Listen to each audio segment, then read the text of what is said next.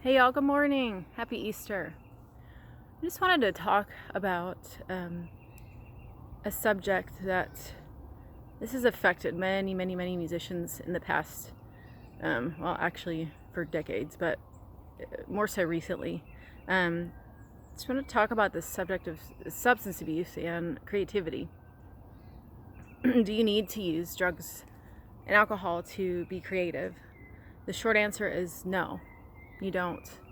I think when you get to that point where you are relying on a substance to make you, quote, creative, there's an underlying problem that needs to be addressed. And, at that point, you might want to seek therapy and see really what's going on there. Because when you start out as a creative person, you tend to realize it when you're pretty young. For me, I was probably 4 or 5 when I realized that I could sing. I didn't let anyone else know, though. I was a bit shy, but at that point you're not under any influence of anything at all. And again, I don't begrudge anyone the option to smoke. There's many good medicinal properties in marijuana. If you want to imbibe, like, by all means, do it responsibly, but don't rely on it for your creativity. There are so many other ways that you can tap into that. I'm just going to give you a few examples. So for me, yesterday, I try to do this on the weekends when I have time, but I spent several hours in meditation.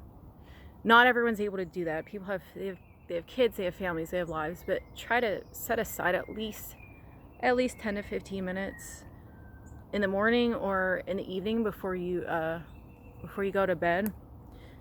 To try to get into that meditative state.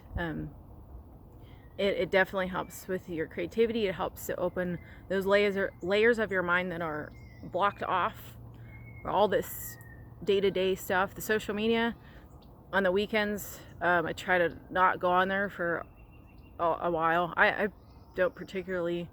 I like to use social media as a platform. Obviously, I'm promoting a project right now, so it's a need be, and I like to share my poetry, which that's a good segue here. The other day I had been having these dreams about yellow flowers, and I recently got into Akashic Records, which is a type of meditative, it's an aware meditation. You don't try to get through the thought, you sit in the thought, and it's very interesting. The book I'm reading, it's an integral, I believe it's integral theory of Akashic Records. It goes way back. There's Sanskrit terms and all that fun stuff if you're into that. So while in that Akashic meditative state, I saw yellow flowers. I keep dreaming of them. So I looked it up.